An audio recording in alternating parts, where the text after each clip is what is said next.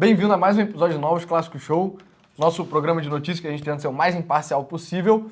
E hoje temos notícias bem boas, cara. Primeiro, o resultado da eleição na Venezuela e o fato que o Nicolás Maduro não quer sair de jeito nenhum, apesar das indicações de Fraude. Fraude. Tá eleito, pô, tá eleito. Tá eleito, exato, pô. O órgão de justiça lá confirmou, pô. Então Procurador-geral da República da Venezuela confirmou.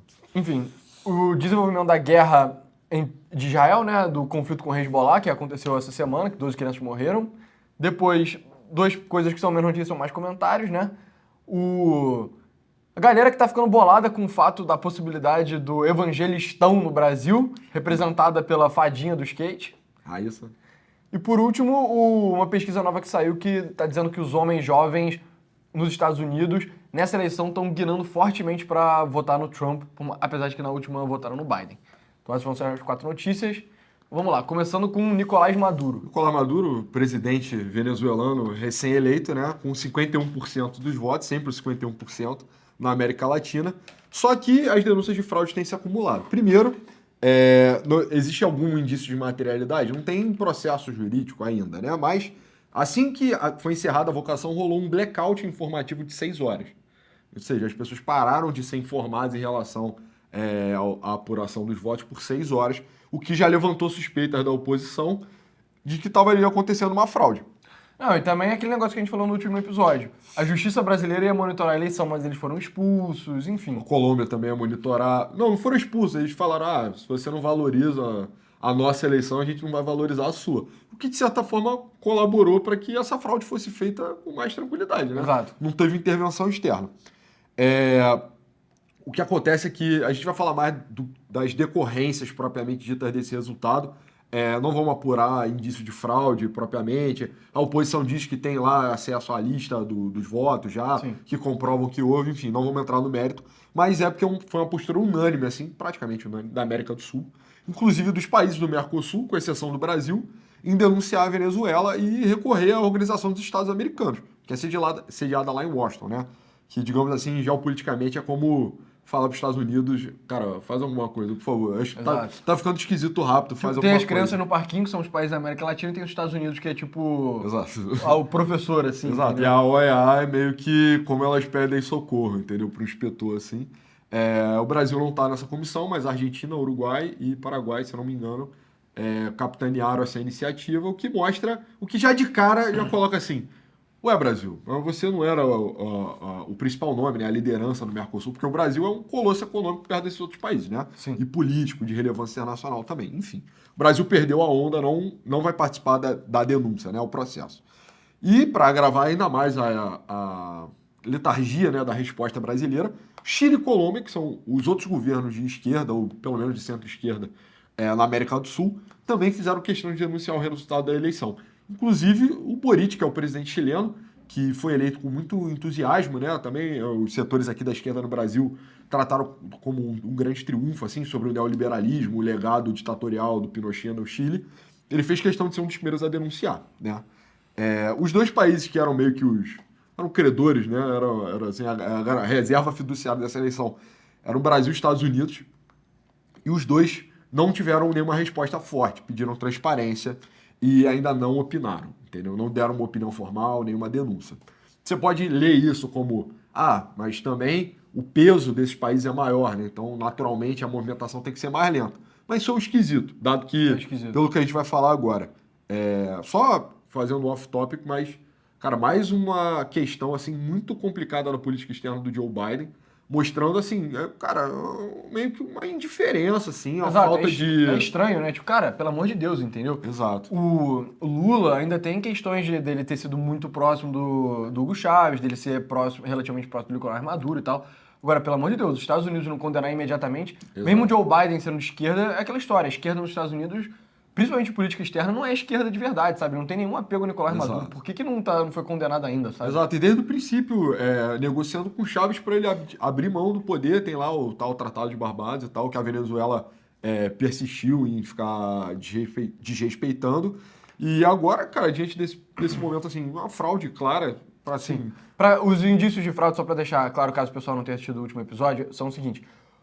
antes da eleição, você tinha as pesquisas de poucos grupos independentes que tinham na Venezuela, que estavam indicando que o opositor, que não era nem o primeiro opositor, era o terceiro opositor, porque as duas outras pessoas que a oposição queria lançar foram barradas pela Justiça Eleitoral venezuelana a se lançarem candidatos, e acabou tendo que ser a terceira escolha, que é um cara mais velho, menos famoso, menos popular, enfim.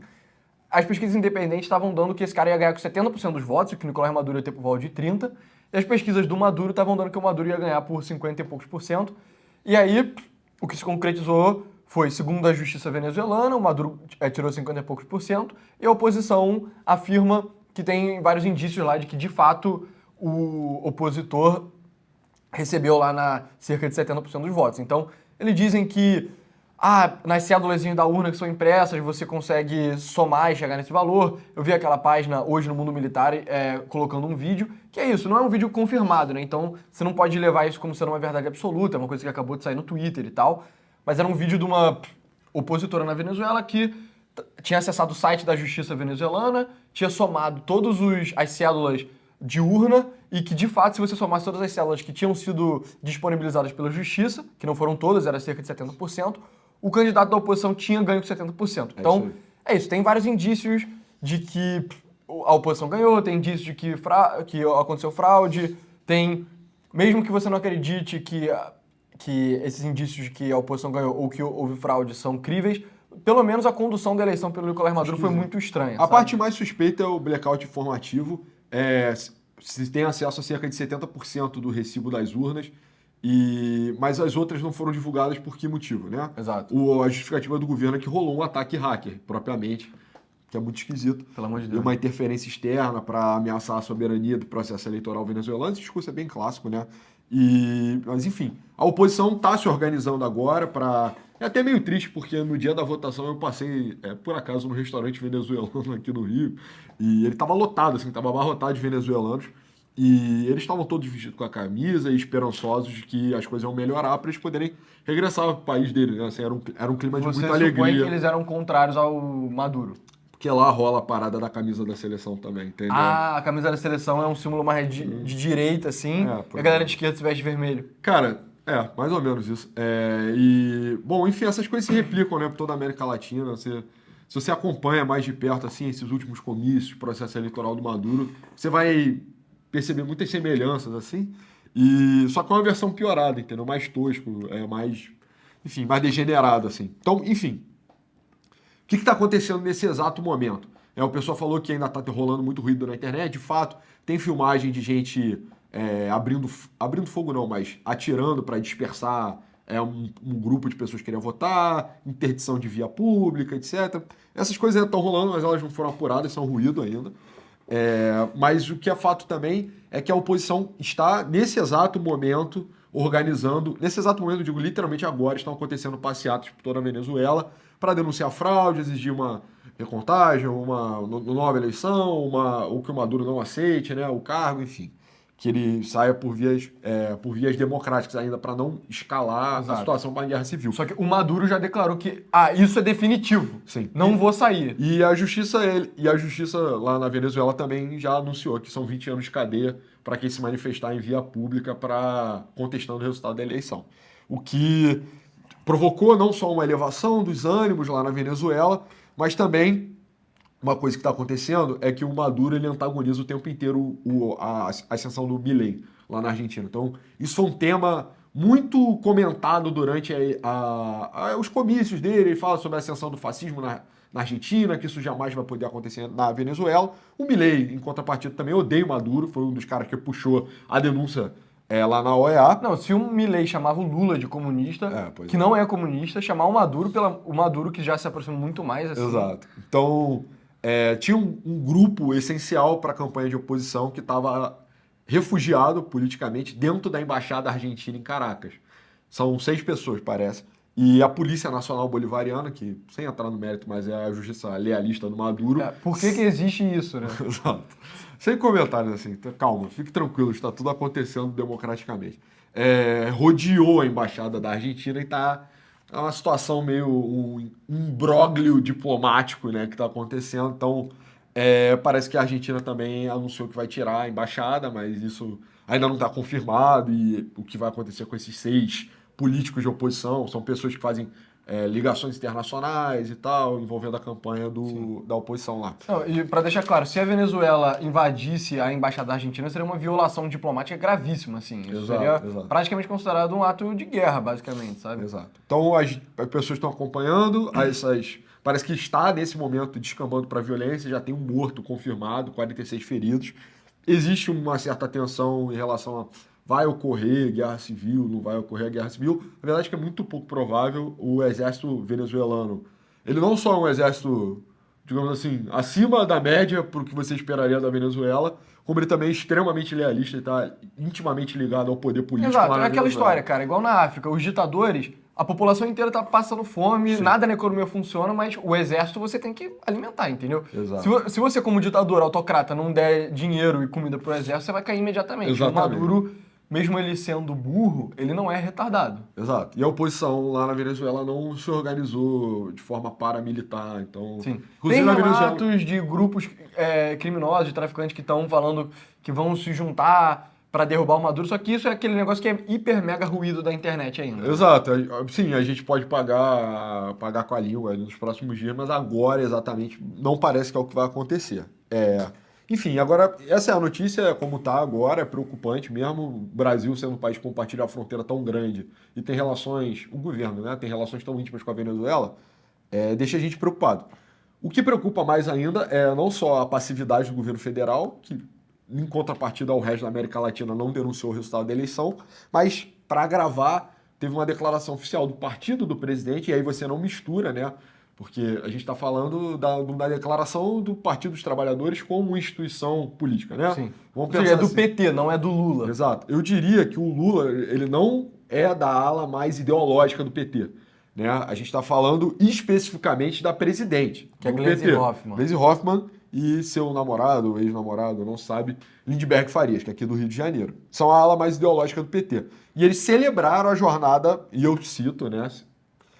A jornada pacífica, democrática e soberana que aconteceu na Venezuela. Porque isso é imperdoável. Assim, Isso é completamente absurdo, né? Isso é absolutamente imperdoável. Você poderia, pelo menos, ter, sei lá, ressaltado soberania, né? Porque o que é soberania? É as outras pessoas não poderem checar o que você fez? De fato, ninguém pode checar o que você fez, mas pacífica e democrática foi muito difícil. Eu acho que isso vai repercutir negativamente nesse ciclo eleitoral para os candidatos do PT, entendeu? Sim, porque é uma tecla muito fácil da direita ficar batendo, né? Exato. E isso com certeza vai ser noticiado em termos de editoriais, né, nas linhas jornalísticas que estão sendo apresentadas no Brasil. A Folha de São Paulo condenou desde o dia zero a eleição do Maduro, tem denunciado a fraude, charge, matéria. Basicamente o que embasou a gente para levantar essas informações aqui. A linha editorial da Folha de São Paulo costuma ser próxima do que você esperaria de um partido democrata dos Estados Unidos. Então eles são bem, tipo, meio que neoliberais, assim, em tudo, sabe? Pró-globalização, etc. E, obviamente, você vai condenar o Nicolás Maduro, porque o Nicolás Maduro não é um cara neoliberal, ele é um autocrata de esquerda, sabe? Sim. Mas aí, em contrapartida, cara, o que a gente tem visto na Globo News tem sido meio esquisito também, acompanhando, assim, na Globo News, no Globo em si eu não sei, mas na Globo News, pelo menos, uma tentativa de reclassificar, né? Teve uma fala aí que também deu uma viralizada de um jornalista da Globo, tentando ponderar se o regime do Maduro ainda poderia ser considerado um regime de esquerda, e os argumentos eram baseados em... Ou se deveria ser extrema-direita, sabe? Se era baseado nos costumes. Então, o Maduro é contra o aborto, o Maduro é, sei lá, enfim, não é tão progressista em termos sociais quanto é esperado do que define esquerda, Exato. de fato, né? Então, o que é uma bizarrice e é trágico, assim, é triste, né? Tipo, pô, a galera da Globo News, pelo amor de Deus, vamos se levar um pouco mais a sério. Pois é, algumas pessoas ficaram chateadas porque quando a gente comentou sobre os dados de audiência da Globo News, a gente não posicionou, tipo, cara, tem sido estranhamente similar à posição do governo federal e da Globo News, entendeu? E realmente tem sido. Isso ajuda a entender, basicamente, por que os números têm piorado, entendeu? O compromisso com a Exato, informação... a galera quer jornalismo, assim, quer acesso à informação que seja mais sério, entendeu? Que tenha alguma noção de você estar falando a verdade, meio que doa quem doer. As pessoas sabem que sempre tem interesses envolvidos e tal, mas tem que tentar manter só o mínimo. A Globo News, aparentemente, só tá abdicando completamente de falar a verdade de uma forma neutra, o que eu acho trágico. E eu gostaria que, enfim, retornasse, até que ponto já foi no passado, né? Mas começasse a ser uma coisa um pouco mais neutra. Brizola falava, o lado que a Globo tivesse tem que estar do lado oposto. Sim. Enfim.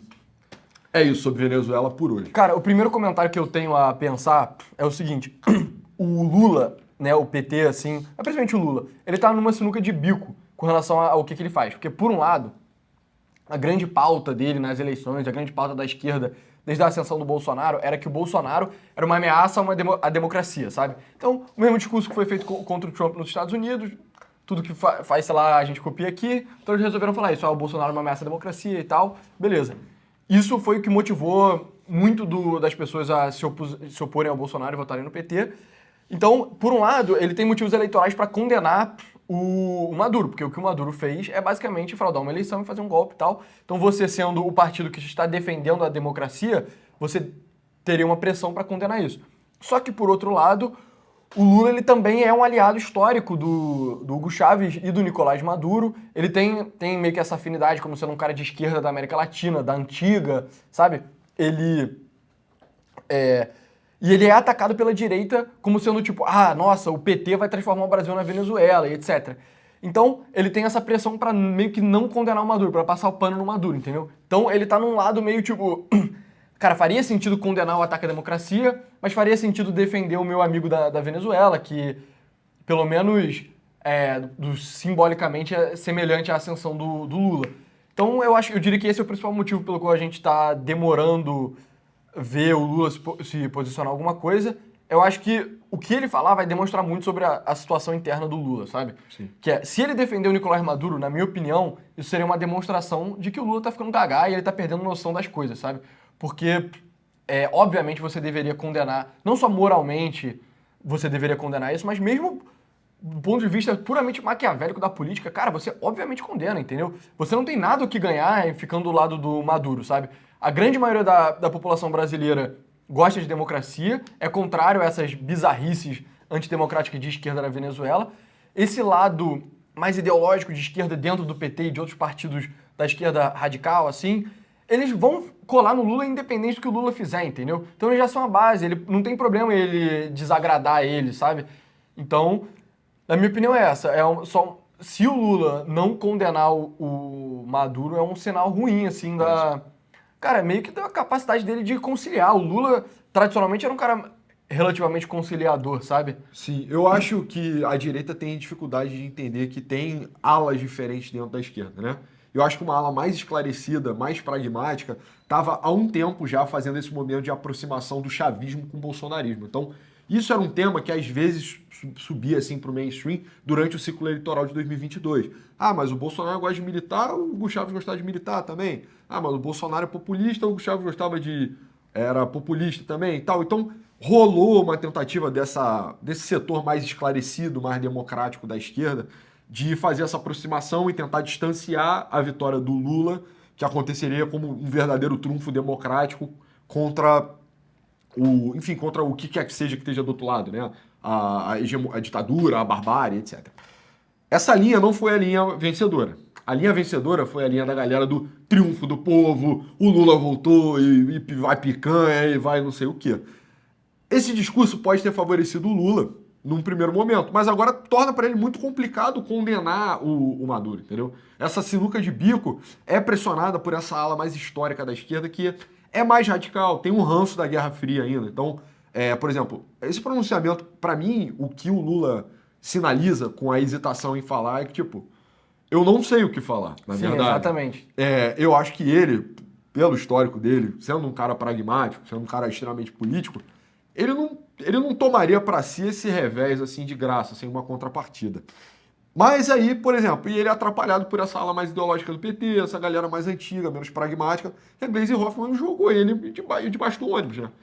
Essa declaração do PT como instituição, cara, coloca como o Lula pode discordar disso agora, entendeu? Sim. Eu acho que ele deveria, eu acho que tem uma probabilidade alta de que ele vai. Porque por mais que a Gleisi Hoffmann nominalmente seja presidente do PT, Exato. O líder de fato do PT é o Lula e sempre foi. Exato, mas vai soar esquisito, vai ficar frágil, isso vai atrapalhar a relação do Lula com a minoria que ele tem dentro do parlamento. Então, essa postura combativa, de enxergar, enfim, no outro lado, o horror do fascismo ou qualquer coisa, é o tipo de pensamento que induz você a endossar o Nicolás Maduro cedo demais, entendeu? Isso te ferra, na verdade, tá? Exato. Então, Mas na minha opinião, a esquerda mais do futuro, assim, é a galera, é essa ala meio Tabata Amaral e Boric, assim, que são de esquerda, eles acreditam que o Estado tem que gastar para favorecer as populações mais pobres, etc. Acreditam em pautas progressistas sociais, só que, obviamente, você só condena o Nicolás Maduro, entendeu? Exato. Que foi o que a Tabata Amaral fez, ela fez um tweet condenando, o Boric fez questão de ser um dos primeiros a se posicionar. Na minha opinião, se eu fosse um assessor do Lula, eu falaria pra ele, cara, essa galera mais radical vai colar contigo de qualquer maneira, então joga pro centro que você vai se beneficiar, entendeu? pois é, eles não têm escolha, né? Então, é isso. Exato. Enfim, a próxima notícia agora é os desenvolvimentos da guerra de Israel lá contra o Hamas e contra a possibilidade de ser o Hezbollah. Então, para quem não sabe, o Hamas ele fica no sul de Israel, a gente pode até botar um mapa. Ele fica na faixa de Gaza e Israel, desde os ataques de 7 de outubro, está perseguindo uma guerra contra eles. Só que no norte de Israel, você tem um problemaço, que é o Hezbollah, que é basicamente uma organização islâmica, terrorista, só que ela é muito maior do que o Hamas. Chita.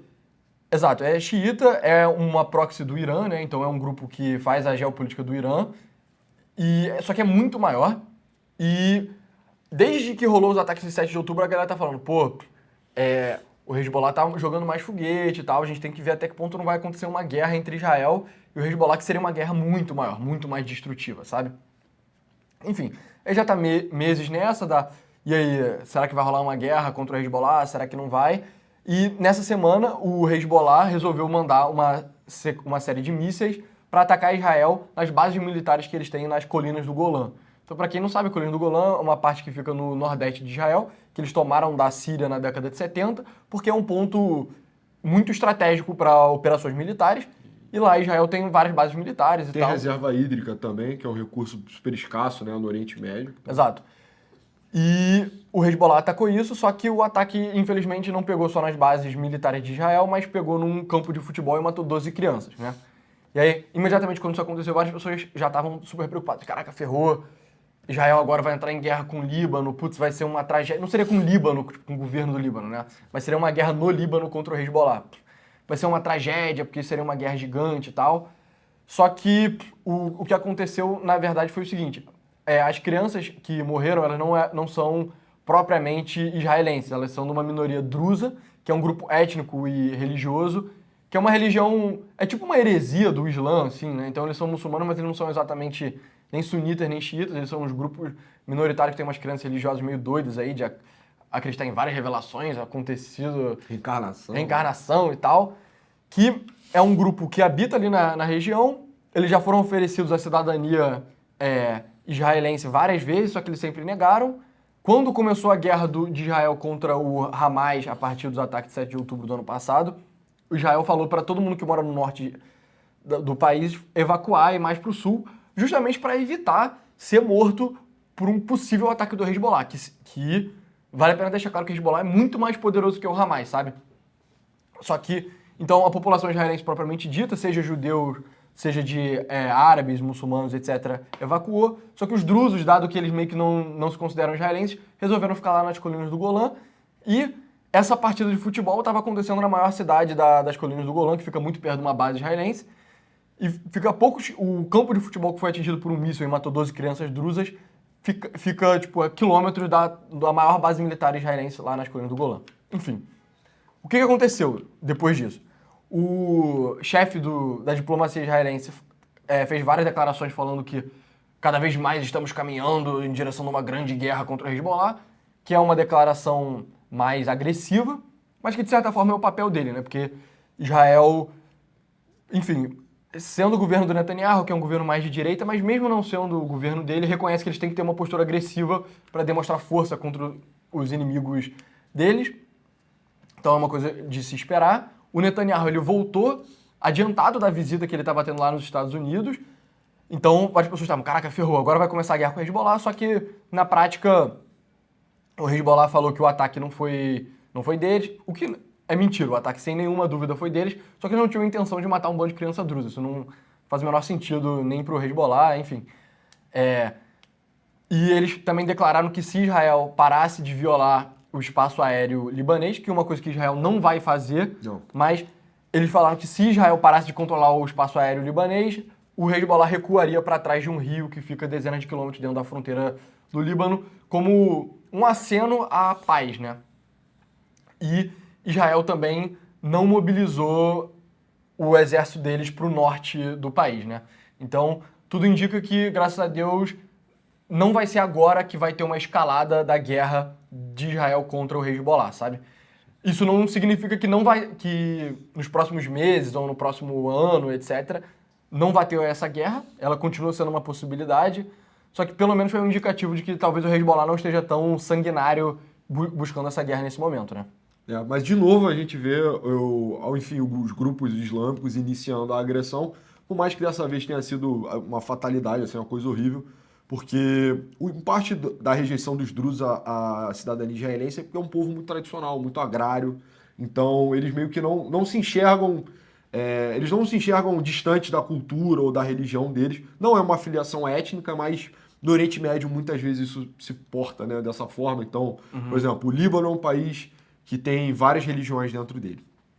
Uma delas é o islamismo xiita, né? Que está fortemente ligado ao Hezbollah. São todos libaneses, né? Vocês pensarem, culturalmente, etnicamente e tal, mas a afiliação cultural acaba tomando um papel acima, né? Uma guerra de Israel com o Hezbollah assim, sinalizaria assim, provavelmente, cara, um colapso, assim, uma situação de estresse extremo na política libanesa, que é um país que tem um arranjo institucional tripartido entre as religiões. Então, o grupo maronita, que propriamente é católico, mas eles fazem questão de frisar que são maronitas por causa da identidade cultural, sunitas e xiitas. Que são muçulmanos, né? Ambos são muçulmanos e representam 2/3 da população do Líbano, né, respectivamente. Praticamente, assim.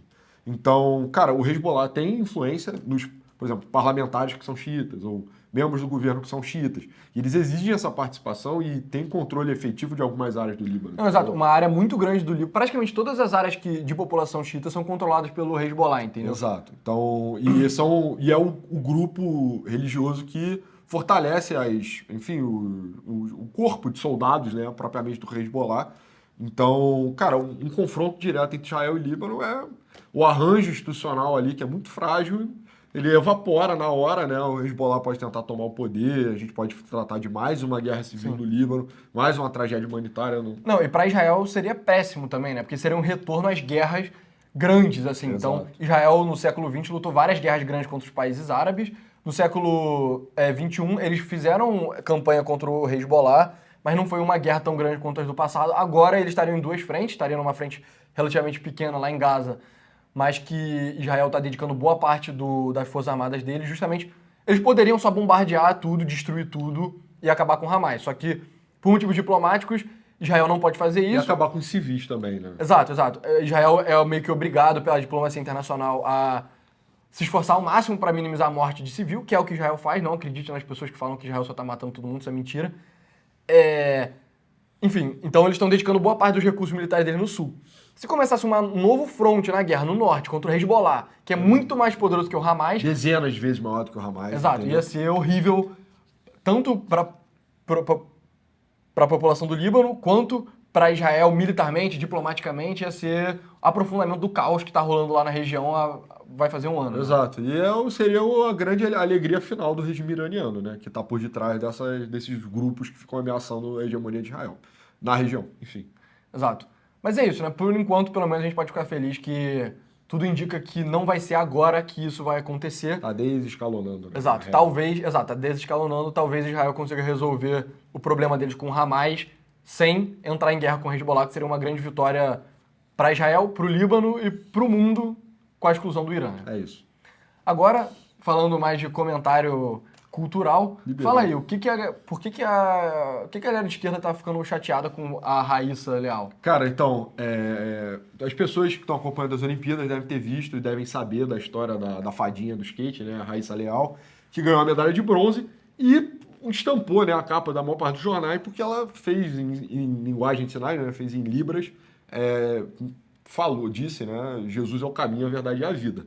contrariando não só a laicidade do Estado francês e da exigência das Olimpíadas em relação a isso, como também o que era esperado dela pelos grupos que impulsionaram ela midiaticamente, né? Então, Exato.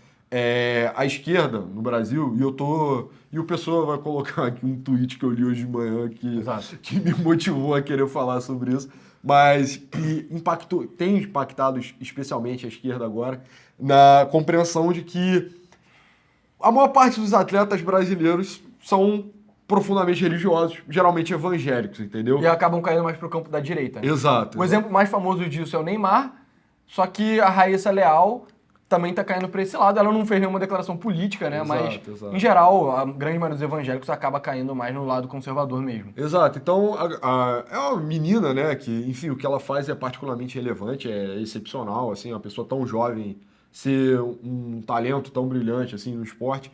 E por ela ser uma menina pobre e tal, e ter tido pouco acesso às coisas, ganhou muita relevância midiática, né? Eu acho que um pouco impulsionado pelo que ela simboliza, né? Exato. De uma superação, não só uma vitória, uma ascensão social baseada em um talento, assim, uma coisa heróica, né? A menina que é parda ou negra, não sei como as pessoas iriam categorizar hoje, mas ela contraria todas as expectativas que foram postas sobre ela quando ela faz questão de expressar a fé dela, né? Assim, num gesto que para o francês é violento, inclusive, né? Na tradição política francesa, você fazer uma manifestação pública de fé assim é algo rude, mal educado e tal. Muitas vezes ilegal, né? A Ilegal. França é um dos países que proíbe as pessoas de usarem burca, niqab, hijab, essas coisas. Exato. E, tipo, isso tem mostrado, isso acabou produzindo, e tem outras declarações também, se eu não me engano, de uma atleta do judô também falou sobre a necessidade de Deus na preparação dela. E, cara, os grupos, assim, da esquerda universitária vão se deparando com, assim, que são pessoas que conseguem enxergar o aspecto simbólico das coisas, são pessoas sensíveis, inteligentes, mas que estão se deparando com um descolamento total entre a realidade do esporte e o que eles acreditam politicamente, né? Exato. Então, Tipo, no ideário da esquerda, a Raíssa Leal, obviamente, é uma pessoa que deveria ser de esquerda, né? Ela é uma mulher, Exato. ela é periférica, tem origem mais humilde, Exato. ela é parda ou negra, entendeu? Ela teria tudo pra ser um símbolo meio que do feminismo, só que ela se mostrou ser uma reacionária de extrema direita, entendeu? Exato. Na medida que ela é evangélica. Eu não tô falando que ela realmente é, porque a gente sabe que os evangélicos têm evangélico de esquerda, tem evangélico de direita, de centro, enfim. A gente não tá falando que a Raíssa Leal é o Neymar, sabe? Que fez declarações apoiando o Bolsonaro. Só que, pra galera de esquerda mais radical, assim, mais ideológica, só o simples fato de você ser evangélico já é uma grande derrota, sabe? Exato. Não, então, mas é porque meio que é o que decorre, né, da tua fé. Então, a gente tá falando no sentido da frustração que esses atletas têm sido, enfim, esse pessoal mais intelectual da esquerda gostaria de utilizar como símbolo, um símbolo de justiça social, superação, inserção, pluralidade, e esses atletas propriamente não acreditam nesses valores. Exato. Entendeu? Então isso está gerando uma frustração nas redes sociais e, enfim, isso fez um pessoal assim da esquerda que tem um preconceito muito grande com o evangelho, realmente tem uma postura discriminatória com a população evangélica no Brasil, a dizer que o Brasil está se tornando um evangelistão. E provavelmente você que está assistindo vai ouvir esse termo cada vez mais daqui para frente, porque isso não vai parar, né? Exato. Você vê Cara, você pega o gráfico da demografia do Brasil em termos religiosos, na década de 70 ou 60, 90% dos brasileiros se consideravam católicos e 10% era tipo ateu ou religiões de matriz africana ou enfim, outras coisas. De lá pra cá, você vê, cara, o crescimento do cristianismo protestante evangélico foi vertiginoso, assim, no Rio de Janeiro, a maioria da população já é evangélica, tem mais evangélico do que católico, entendeu? Exato. E no Brasil como um todo está crescendo muito, então agora, se não me engano, já chega a mais de 20% da população brasileira evangélica e a tendência é só disso subindo. E é um fenômeno de massa popular, entendeu? Então é uma coisa que, se você for pegar, qual é a religião das pessoas pretas e pobres no Brasil? É onde o triunfo dos evangélicos, entendeu? O verdadeiro triunfo. Então é uma coisa muito de massa. E pra esquerda isso é muito sensível, sabe? Que essas pessoas de esquerda acreditam que justamente pessoas pobres, desfavorecidas e tal, deveriam simpatizar com elas, ter os valores delas, só que não, elas preferem os valores evangélicos. Exato. E isso traz a reflexão não só do que é a realidade do esporte, na verdade, né?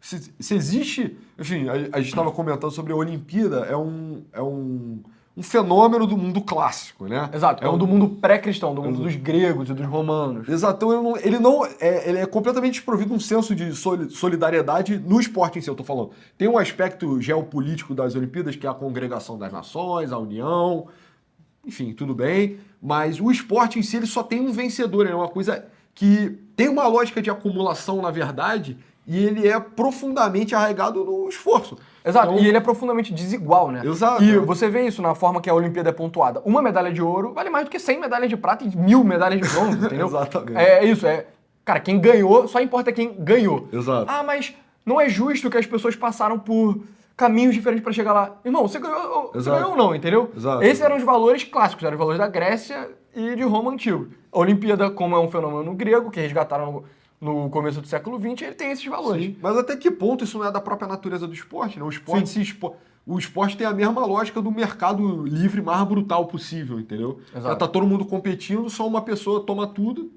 e o que baseia se essa pessoa toma mais ou menos é esforço. Mas é só esforço, entendeu? Se eu colocasse um japonês e colocasse ele para treinar com os caras do Quênia, que são corredores de longa distância fenomenais, assim, ele ia ter Exato. alguma possibilidade de vencer essa prova? Exato. Talvez ele Dificilmente, pudesse até entendeu? ser um grande maratonista, um bom Exato. maratonista. Agora, ganhar medalha de ouro na Olimpíada não, é impossível, basicamente. Então, se você acompanha a história toda do esporte de corrida de longa distância, né, a maratona das Olimpíadas, Sim. se você não é queniano, ou tem outro país ali da região também que tem lá o grupo étnico, que é fantástico para correr, você só não tem a menor chance. Exato. Entendeu? Então é desigual e é brutal pelo que é em si, entendeu? E isso me coloca assim, coloca para mim que pelo menos no futuro a conciliação entre valores de esquerda e o esporte é distanciamento total, entendeu? Eu acho que Exato. a gente coloca mais o esporte caindo para o campo empresarial do entretenimento do que do campo dos símbolos da coisa. Por exemplo, tem algumas interseções famosas entre o esporte e a esquerda política, por exemplo, a democracia corintiana, ou a seleção de 82, etc. Isso é uma coisa que vai ficar cada vez mais passada, entendeu? Então, Exato. o esporte vai virar uma coisa de reaça cada vez mais daqui para frente, e isso vai ser protestado por pessoas que vão falar que o Brasil está virando um evangelistão, entendeu? Então, vai estar o tweet aí em algum lugar, em algum momento, se você quiser olhar lá, é cômico. Exato. E aí, cara, a última notícia é que saiu uma pesquisa nova nos Estados Unidos, feita pelo AP Votecast, que mostra como que os homens, eu vou botar o print aí na tela, mostra como que os homens jovens, eles estão indo cada vez mais para a direita, assim, nos Estados Unidos, sabe? E as mulheres jovens estão indo cada vez mais para a esquerda, então tá rolando essa polarização dos sexos. Enfim, isso é muito interessante, por quê? Porque já sabe-se há um tempo que tá rolando uma polarização dos sexos, que os homens estão ficando mais conservadores, as mulheres estão ficando mais, tipo, progressistas, liberais, enfim. Só que, pela primeira vez, mesmo dentre os homens jovens, tem mais homens jovens que declaram que vão votar no Trump do que vão votar no Joe Biden, sabe? Porque antes a polarização do sexo ela acontecia na sociedade como um todo. Então, se você somasse homens jovens, homens de meia idade e homens velhos, eles caíam mais pro lado da direita. Se você somasse todas as mulheres, ia cair mais para a esquerda. Só que antes, mesmo os homens jovens, eles caíam mais para a esquerda, sabe? Porque tradicionalmente as pessoas mais jovens elas são mais progressistas, são mais idealistas, etc. Vão mais nos democratas. Aqui no Brasil votava mais no campo da esquerda. Só que agora não. Agora tem esse grupo dentre as pessoas jovens que é mais de direita do que é de esquerda, que são os homens. Então aqui a pesquisa diz que na última eleição do Joe Biden, mais de 50% dos homens jovens votaram nele e menos de 50% votaram no Trump. Só que agora 49% dos homens jovens estão declarando apoio ao Trump e só 37% estão falando que são democratas. Enfim, eu acho que isso é um desenvolvimento político muito interessante, sabe?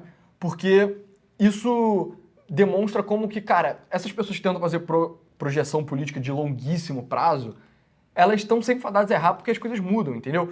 Então, aqui no Brasil até que não falava-se muito nisso, mas nos Estados Unidos falava-se muito que, tipo, cara, os democratas eles vão ganhar para sempre. Por quê? Porque a quantidade da população de imigrantes latinos está crescendo, as pessoas jovens, elas são muito democratas, quando elas ficarem mais velhas, mesmo que elas ficarem um pouco mais conservadoras, não vai ser o suficiente para que os democratas percam, sabe? Então, as pessoas falavam, não, agora 70% dos latinos votam nos democratas, 70% dos jovens votam no democrata, e daqui a 30 anos a gente vai dominar a política e vai transformar os Estados Unidos completamente no que a gente acredita ser o correto. Só que isso não é o caso. A gente vê que os latinos, eles estão, nos Estados Unidos, eles estão guinando mais para a direita, e os homens jovens também estão guinando mais para a direita. Tem outras pesquisas que mostram como que os homens, no equivalente ao terceiro ano do ensino médio, eles estão ficando cada vez mais conservadores também nos Estados Unidos. Enfim, isso, por um lado, eu acho preocupante o fato de estar tendo essa polarização dos sexos, sabe? Isso é uma coisa muito ruim para a sociedade. Você ter uma divisão política entre homens e mulheres é ruim, porque para a sociedade é importante que homens e mulheres concordem nas coisas, sabe? Concordem em formar uma família, tenham boas relações entre si. E é uma sociedade que as pessoas dos lados do espectro político praticamente não dialogam, que é a sociedade que a gente tem hoje polarizada. Essa polarização pegar justamente nos diferentes sexos é péssimo, sabe? Isso atrapalha também os dados demográficos, né, de formação de casal, formação de filho, etc. Isso é muito ruim. Mas, por outro lado, para a direita, assim, é uma coisa extremamente positiva, porque você vê que de uns 10 anos para cá, essa esquerda progressista, na medida que a esquerda foi ficando mais progressista, ela foi focando cada vez mais em nós temos que sempre privilegiar as mulheres, etc. O que eu acho uma coisa positiva, eu sou a favor de você melhorar a condição de vida das mulheres, só que, cara, isso foi sendo feito de um jeito que atacava tudo que era masculino, entendeu? Então, você falava da masculinidade tóxica, você ficava falando que as tendências naturais do homem de ser competitivo, de fazer brincadeiras verbalmente agressivas, mas que não são genuinamente agressivas, que isso era uma coisa péssima, de que os homens tornavam os ambientes horríveis, etc. Esse espírito masculino estava sob ataque e os homens jovens estão reagindo e estão guinando para o campo que justamente eles não estão sendo atacados, né? Então, isso é um fenômeno que a gente está vendo a nível global, né? Então, ainda não existe pesquisa no Brasil sobre isso. Inclusive, se você, por algum motivo, puder pesquisar sobre isso, pesquise. Mas, anedoticamente, a gente acredita que isso também está acontecendo aqui, em parte por causa do vídeo dos partidos. Exato, a gente botou um vídeo sobre todos os partidos do Brasil no nosso canal principal, Exato. que é Novos Clássicos, e a gente viu, né, que muitos homens jovens, assim, estavam falando sobre partidos sempre de direita. A galera falava muito do Novo e falava Muita expectativa sobre o partido Missão também. Então, meio que dá para enxergar de forma anedótica, né? Não é nada formal de dado, né? Mas que isso também está rolando no Brasil, que os homens jovens no Brasil estão guinando rápido e forte para a direita, como tem acontecido globalmente, né? Especialmente nos Estados Unidos. A consideração sobre essa distinção de gênero e alinhamentos políticos é terrível para a perspectiva de formação de casal, né? Porque, enfim, você presume-se, né, que uma relação é constituída em valores comuns e, cara, o polo liberal progressista, né, e o polo conservador tem valores literalmente diametralmente opostos, entendeu? Então, isso, assim, para mim é mais como navegar por esses tempos em relação a isso. O meu principal conselho é, cara, não leve política tão a sério quando você estiver falando de relacionamento, entendeu? Você é homem jovem de direita. E a parada é essa, você assiste esse canal, você provavelmente liga bastante pra política. Nós ligamos bastante pra política. Só que a grande maioria das pessoas não liga muito, entendeu? Exato. Então se você só não falar muito, vai dar tudo certo, sabe? Sim. O bom senso prevalece. Entendeu? Exato. Então... E, cara, pra esquerda eu diria que isso é uma grande perda, sacou? Tipo, cara, tem muitos... É ruim você alienar um lado inteiro da sociedade pra ficar contra você, entendeu? Então, vou fazer futurologia, que foi literalmente o que eu falei que é burrice, que não deveria ser feito, mas daqui a 30 anos, imagina que, de fato, todos os homens, eles são meio conservadores. Cara, isso é horrível, assim. Isso não só é horrível, como é perigoso, né? O quão conservador... É porque, assim, a gente está enxergando o movimento do centro pro conservadorismo. Mas será que a gente está enxergando... O que está invisível é o movimento do conservadorismo para o tipo de ideologia mais radical, mais perigosa, entendeu? Exato. Então, a gente pode estar observando de forma não suficientemente fragmentada uma coisa perigosa, um fenômeno perigoso mesmo para a sociedade. E, enfim, os homens estão mais envolvidos com setores estratégicos, como segurança, construção, etc., e o que pode representar uma ameaça para as democracias no longo prazo, entendeu? Então, Sim. pode ser que isso esteja acontecendo na frente dos nossos olhos e é preocupante. Então, se a gente não retomar um caminho de conciliação e de bom senso, né? Exato. Provavelmente as coisas vão ficar bem esquisitas daqui a 10, 20 anos. Também Sim. fazendo uma futurologia bizarra, né? Sim, e continuando na futurologia, cara, quando você olha os grandes movimentos assim de mudanças ideológicas que ocorreram na sociedade, você, em geral, você observa que os movimentos, quando eles são mais contraculturais, assim, eles costumam ser mais masculinos, sabe?